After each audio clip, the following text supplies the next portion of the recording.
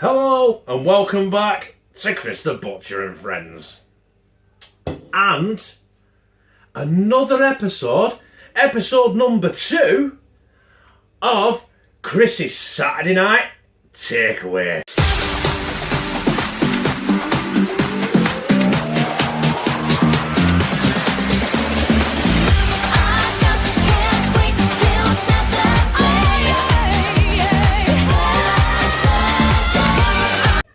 Ladies and gentlemen, I give to you, with the wibbly shit, fucking fluorescent. We'll try that again, shall we? Ladies and gentlemen, all the way over the other side of the Atlantic, it's a long fucking swim, I'll tell you that. My right-hand man doing his beer can burger is Mr. Chad Gilles. Take it away, Chad. Chad here. So I was talking to Chris, and there's something that he's never done on his channel. And so we were talking about it, and well, we're doing a video. Beer can burgers. They're really good. They're fun to make, and I'm going to be doing 2 different types. I'm going to be doing some jalapeno popper ones, and then I'm going to be making some Philly beef burgers as well. Basically what it is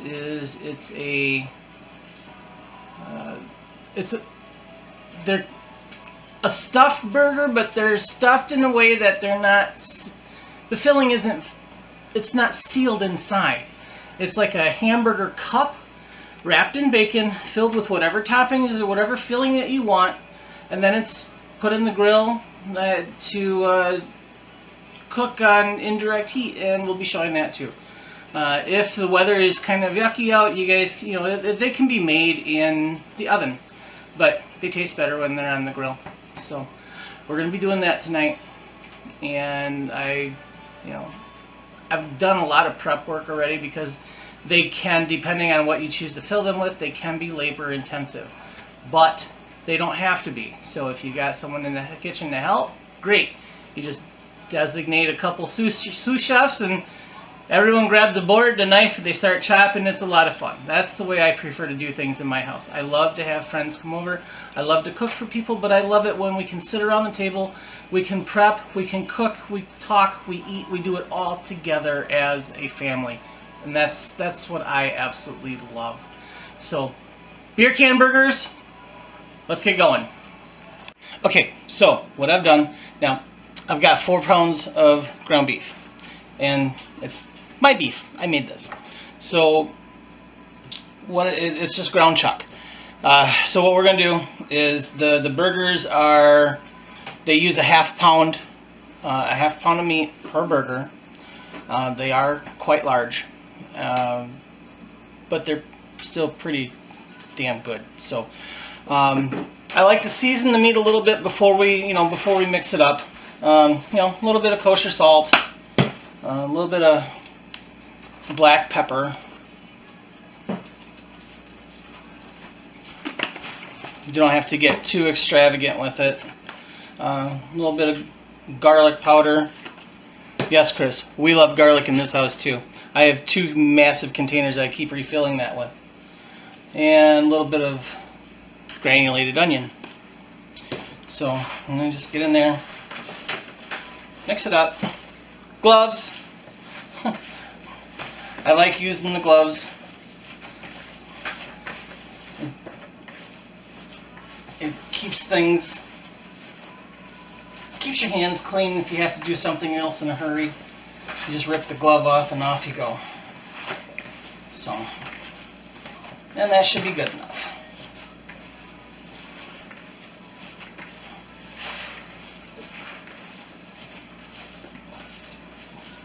Okay, that's about it.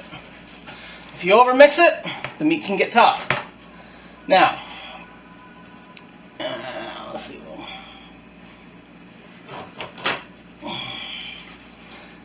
Had a little flyby. Okay, so take this off, put that over there. This is what I use. It's an 8-ounce scoop. And here, I'm gonna put my other glove on, use for the other hand.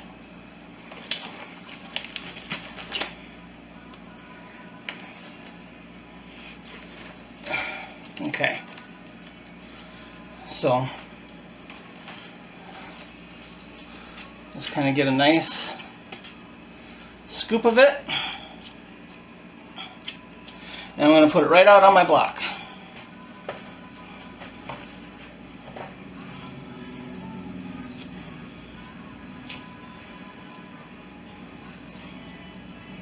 I use these scoops. I got a couple different sizes of these scoops. This is the largest one that I've got.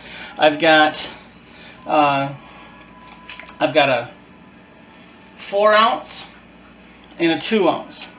I use the 4 and 2-ounce burger or scoops I use for when I make hamburgers, and when I make I make Italian sausage patties. I make those just like the burgers. I also do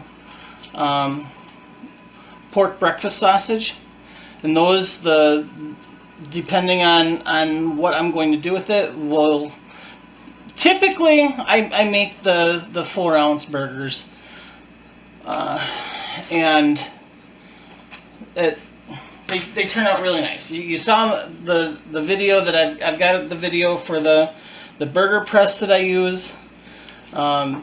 If I'm using the 2-ounce, I usually use the 2-ounce scoop for meatballs, and that works out really well too. Okay, and we'll go with one more.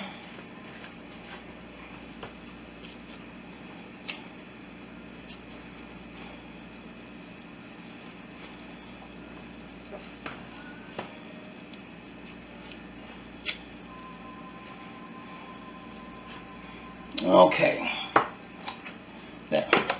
The little bit that's left over, I'll just make a couple little burgers out of them, and little burger patties, and cook them up that way. So I'm going to set these off to the side, and the next thing that we'll be doing after this is we'll be forming the cups. I'm going to get a couple things. I need to get my bacon out, and I got to get that ready, because once the burger is formed in a cup, the outside of it will be wrapped with bacon. The bacon kind of helps hold everything together. So I will be right back. So now we're going to start forming the cups. Now, it's not Stella. I'm cheap. Stella is a lot more. 12-pack of this stuff is less than $10. So the Michelob it is. Now, most people don't do this, but I do.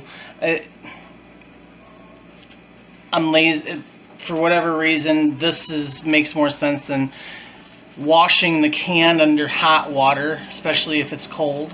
So, things like that green crap, I'd rather not get that in my burger. So I just wrap the can in plastic wrap and call it good. So now what you do is just take the can, set it on top,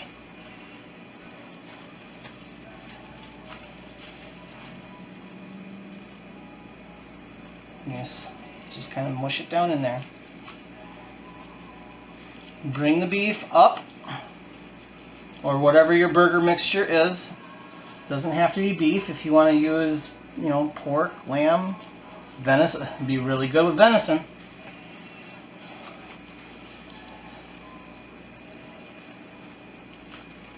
Just going to bring it around. Try and keep it as even as possible. The more even it is, as we all know, the more even it is, the better it will cook. Now for the fun part. Just twist the can a little bit, pop it out. There's your cup. I kind of even out the bottom a little bit because of the dent. It leaves a mushroom cap in the bottom, sort of. So now that's ready to go. Now you take your bacon.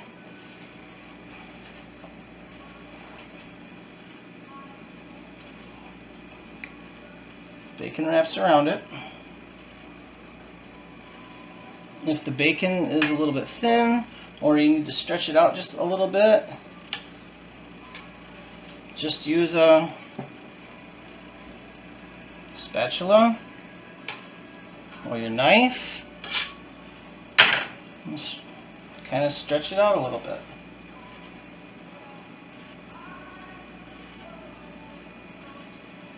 There. Now, some people I typically use toothpicks, but I don't have any toothpicks today. So I'm just going to use a little bit of butcher string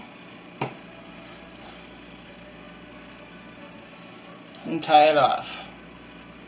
And no, I'm not a butcher, so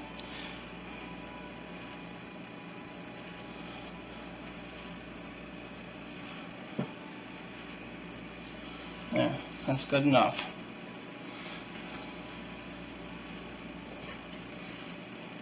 And what that'll do then, it'll just kind of help hold the bacon on while it's cooking.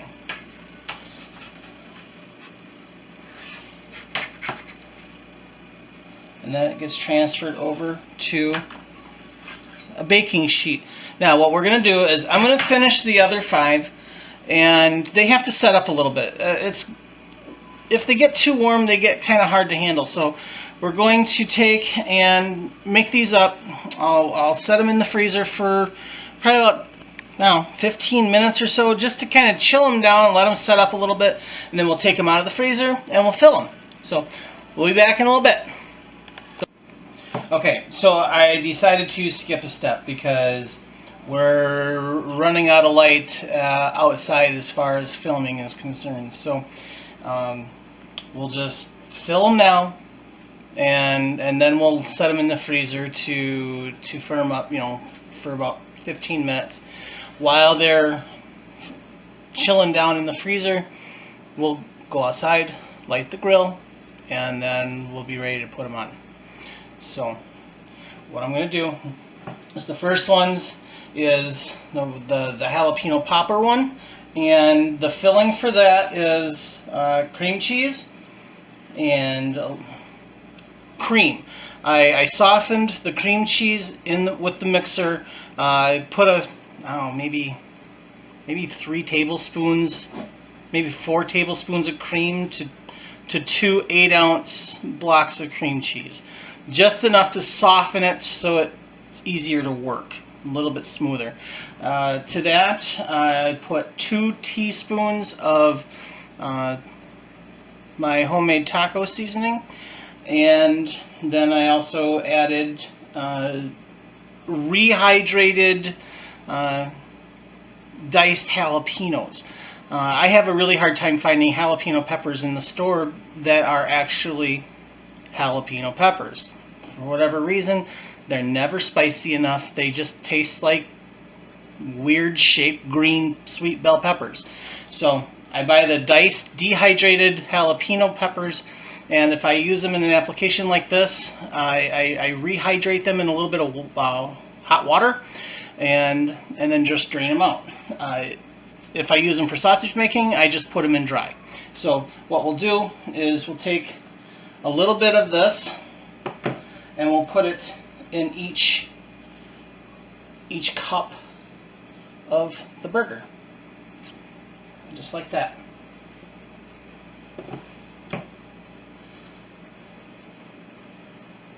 So that goes in, and then any leftovers, I kind of planned on having a little bit extra leftover because it's just yummy to put on crackers for a snack. So there, I've got my jalapeno popper filling put in there. They'll go on the grill just like that, indirect heat, and about 3/4 of the way through the cooking process, we'll take shredded cheddar cheese And we'll put shredded cheddar cheese on the top of each one of them. Let it get all melted and gooey. May not, I haven't decided yet, may brush the bacon with barbecue sauce. That is still up in the air. Now, to the Philly burgers. Just took some green pepper, some onion, and some mushroom. Chopped it up, sweat it down, and with a little bit of salt and pepper. And we're just going to fill the cups. I think we're going to use a spoon because this is making a mess. So, my assistant will get me a spoon. So what we did was, I had a little bit of a very rude interruption while I was filling the green things, and so kind of had to do a little bit of an edit. The filling for the Philly steak burgers, it's just green pepper, onion, and mushrooms sauteed down into a pan. When you make something like this, you've got to pre-cook. If you have raw vegetables or anything that you're putting in, it should be pre-cooked, because if you don't, it's not going to come out. It just won't cook all the way through. So we're going to take these, we're going to set them in the freezer for a little bit to set up. That way they don't fall apart when we're putting them on the grill. And we're going to go light the grill, and we'll be back in about 15-20 minutes. See you soon. Okay, so we've got them on the grill, and I'm going to set the, not going off of time, I'm going off of temp. I'm going to set the thermometer for 150 degrees, and as Chris would say, that's 150 Fahrendingles. So when they are at 150, we'll put the cheese on, melt it up, and they'll be done and ready to eat. We'll see you soon. So while we wait for the burgers to cook, we have this absolutely beautiful scene in my backyard. On the other side of that pine tree is a creek. It runs past my shed. There's a grove of trees in the back. And in that clearing, I don't know if I can zoom in enough. Maybe. A little bit. There's a highway bridge, if it'll focus. And then beyond the highway bridge, no, there goes, you can see where the bridge is now with the truck going by. But on the other side of that highway bridge is the mighty Mississippi River. I absolutely love living here. We live in town, but we're out in the middle of the country all at the same time. Absolutely beautiful.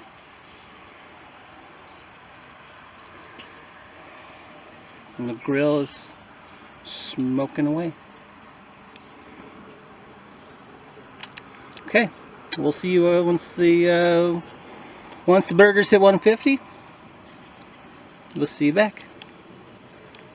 Bye for now. Okay, so everything's in. It looks great. It only took about 45 minutes to cook on the grill, which isn't too bad. So, I suppose, should we dig in for the taste test? Let's do it. Okay, so here we go. I'm not going to do a taste test on the Philly burger because we all know what onions and mushrooms and peppers, bacon and beef and all that, we know what that tastes like.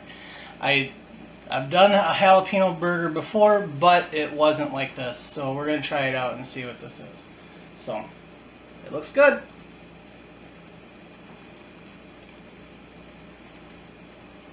It's awesome. Absolutely awesome.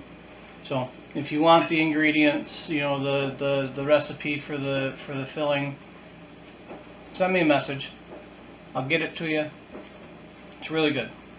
I think you guys will really like that. So, talk to you later. Bye. Well, that was my right-hand man, Chad Gilles, all the way over there in America. I'll tell you what, the length of time it took me and Chad collectively between us, right? This is no bullshit. I'm no good at technology. Chad is a fucking Neanderthal with technology. And it'd have been quicker for me to fly over the Atlantic, film the cunt, and fly back again. It'd have been quicker doing that than actually waiting for it to fucking email it to me. We sent it on Google Drive in the end. So it took about 18 fucking hours for it to upload to him. And it took me about fucking 6 hours to download the bastard. And then I had to convert it. Fucking hell. And he said, I don't understand why it's taking so long, Chris. I said, I know why. It's 2.5 fucking gig, Chad. Fucking 2.5 gig for a video. Eventually, when I've actually unzipped the file, well, what do they call it? Decompress it. Uncompress it. I don't fucking know. I'm not scuba diving, am I? And I actually had to convert it. I got it down to 1.4 gig, which was quite impressive, I think. But even so, that's a full-length 1080 HD fucking film, innit? Ain't not far a 4K one. But the quality's good, obviously, as you can see. His camera's fucking top-notch. Not like this piece of shit I use. Then again, I don't want my camera too crystal, because you'll see how fucking ugly I really am. And I know you know I'm fucking ugly. But you don't really understand just how fucking ugly I am. Right, well that's the end of episode number 2 of Chris's Saturday Night Takeaway. And that was Chad Gilles, my right-hand man, obviously on my Facebook page. Now, if you want to see more of Chad, jump on our Facebook page, Chris the Butcher and Friends. There will be a link in the description or the show mobile to bang on there, press like. Chad puts a lot of stuff on there. He puts some videos. He puts a lot of pictures and lots of recipes and stuff like that, which you will not see on YouTube. So, if you want to see that, bang on there, press a like, and obviously you'll get to see random shits and giggles from me and stuff and that, so, yeah, bang on there. Also, press like on this, comment, and subscribe. Bah! And become a member of #TCTD. With me, Chad, everyone else, all you beautiful, beautiful subscribers. I set a goal of 500 subscribers by the end of 2017. And I'm currently on 459, and it's only just in July. So, we're on the up. Oh, and by the way, I fucking love you.